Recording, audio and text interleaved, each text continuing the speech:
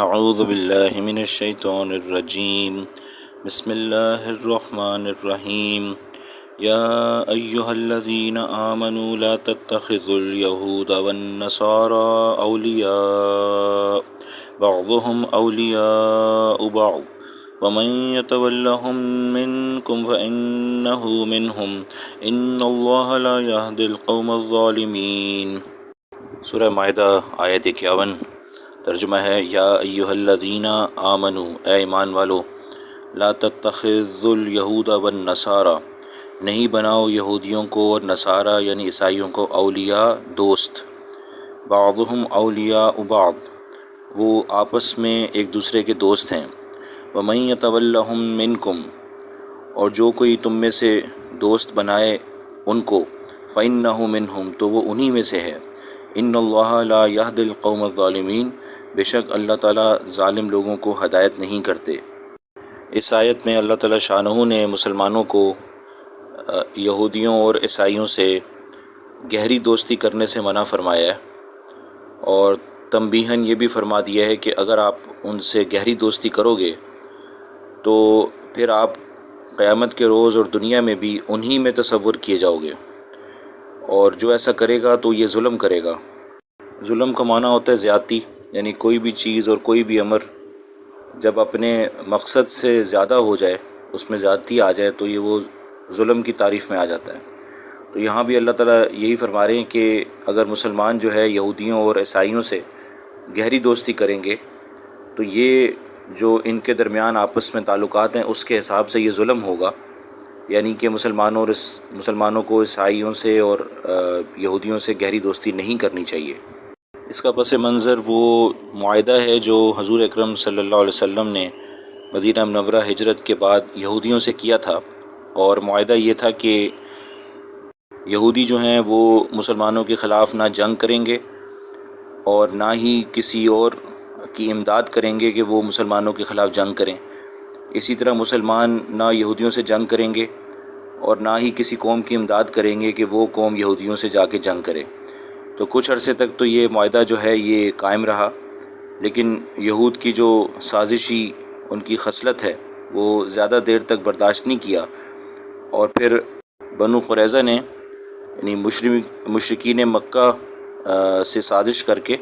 ان کو یہ دعوت دی کہ وہ یعنی اب ہمارے قلعے میں آ جائیں، تو اس سلسلے میں انہوں نے بنو قریظہ نے مشرکین مکہ کو خط لکھ دیا۔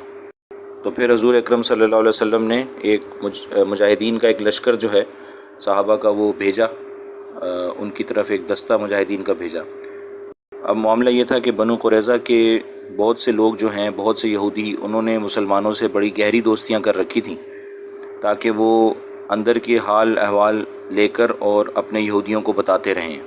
تو اس آیت کے ذریعے اللہ تعالیٰ شانہ نے مسلمانوں کو منع کر دیا کہ وہ یہودیوں سے اور نصرانیوں سے بھی یعنی گہری دوستی نہ کریں، کیونکہ اس سے مسلمانوں کو کوئی فائدہ ہونے والا نہیں ہے، بلکہ جو ہے وہ نقصان ہی ہوگا۔ یہودیوں کی خصلت دیکھتے ہوئے اور نصرانیوں کی دشمنی دیکھتے ہوئے اگر مسلمان ان سے گہری دوستی کریں گے تو یہ ان کا نقصان ہی ہوگا۔ تو آج کے مسلمانوں کے لیے یہ ایک بہت بڑا سبق ہے، خاص طور پہ وہ حضرات جو ایسے ممالک میں رہتے ہیں جہاں پہ یہودی ہوں، نصرانی ہوں یا دیگر غیر مسلم اقوام ہوں، کہ اسلام جو ہے وہ اس چیز کا سبق دیتا ہے کہ ہم غیر مسلموں کے ساتھ رواداری کریں، ہمدردی کریں، ان کے ساتھ خیر خواہی کریں، عدل و انصاف والا معاملہ کریں اور احسان کریں، ان کے ساتھ اچھا سلوک کریں۔ یہ سب چیزیں ہماری ذمہ داری میں ہیں، مگر اسلام ہمیں اس چیز کی اجازت نہیں دیتا کہ ہم ان کو اپنا گہرا دوست بنا لیں یا یہ تصور کریں کہ بھئی وہ ہمارے گہرے دوست بن گئے ہیں۔ اب جب ہمیں اللہ تعالیٰ شانہ اس چیز سے منع فرما رہے ہیں تو ہمیں خود سمجھ جانا چاہیے کہ اس کے پیچھے بہت بڑی حکمت ہے، اور حکمت یہی ظاہری طور پر سمجھ میں آتی ہے کہ گہری دوستی کرنے سے مسلمانوں کو کوئی فائدہ نہیں ہوگا، کیونکہ یہ جو یہود و نصارہ ہیں ان کی آپس میں نسبتیں ہیں، ان کی نسبتیں انبیاء علیہ السلام کی نافرمانی کرنے کی بھی ہیں اور انبیاء علیہ السلام کو تنگ کرنے کی بھی ہیں، اور یہود نے تو انبیاء علیہ السلام کو جو ہے وہ قتل بھی کیا ہے، اور نصارہ نے جو ہے وہ نبیوں کو خدا کے درجے پر کر دیا۔ یعنی افراط اور تفریط کرنے میں یہود و نصارہ نے بہت سارے کارنامے سر انجام دیے ہیں اور اپنے دین کو اور اپنے عقائد کو بالکل خراب کر کے فاسق کر دیا ہے، اور اب ان کا دین جو ہے وہ کفر کی طرف چلا گیا ہے، اور جو حقیقی دین تھا وہ باقی نہیں رہا۔ تو اسی وجہ سے مسلمانوں کو روکا جاتا ہے کہ ان لوگوں سے اگر ہم سچی دوستی کریں گے، گہری دوستی کریں گے، تو وہ بالآخر ہمارے اپنے ہی دین کا نقصان ہے۔ تو ہمیں چاہیے کہ ہم یہود و نصارہ سے اچھے معاملات رکھیں، اور اگر وہ ہمارے پڑوسی ان کا خیال رکھیں، لیکن ہر حال میں دفاتر میں اور تجارت میں اور اپنے رہن سہن میں ان لوگوں سے جو ہے گہری دوستی جو ہے وہ نہ کی جائے۔ دوسری ایک وجہ یہ بھی ہے کہ اگر ہم ان کے ساتھ گہری دوستی کریں گے تو ان کے جو تہذیب اور تمدن ہے، ان کا جو کلچر ہے، وہ پھر ہمارے مسلمانوں کے بچوں کے اوپر جو ہے اس کا اثر ہوگا۔ حضرت عمر رضی اللہ تعالیٰ عنہ نے اپنے دور خلافت میں اس چیز کا اہتمام فرمایا تھا کہ جس جگہ پر مسلمان جو ہیں وہ غیر مسلم اقوام کے ساتھ رہتے ہیں، تو مسلمانوں کی بستیوں میں اور غیر مسلموں کی بستیوں میں کچھ فاصلہ ہونا چاہیے، تاکہ آپس میں جو تہذیب اور تمدن جو ہے وہ ان لوگوں کی وہ مسلمانوں پہ اثر انداز نہ ہو۔ تو چونکہ ہمیں ہمارے ہر چیز جو ہے وہ دین نے ہی اس کو جو ہے واضح کر دیا ہے، ہماری ہر چیز تہذیب اور تمدن، دین نے ہمیں یہ بھی سکھایا کہ بھئی کس قسم کا لباس ہونا چاہیے، رہن سہن کیا ہونا چاہیے۔ دین ہمیں یہ بھی سکھاتا ہے کہ بھئی اگر آپ نے تفریح کرنی ہے، انٹرٹینمنٹ کرنی ہے، تو انٹرٹینمنٹ میں کیا کیا ہمارے پاس جو ہے وہ چیز موجود ہیں، آپشنز جن پہ ہم انٹرٹینمنٹ کر سکتے ہیں۔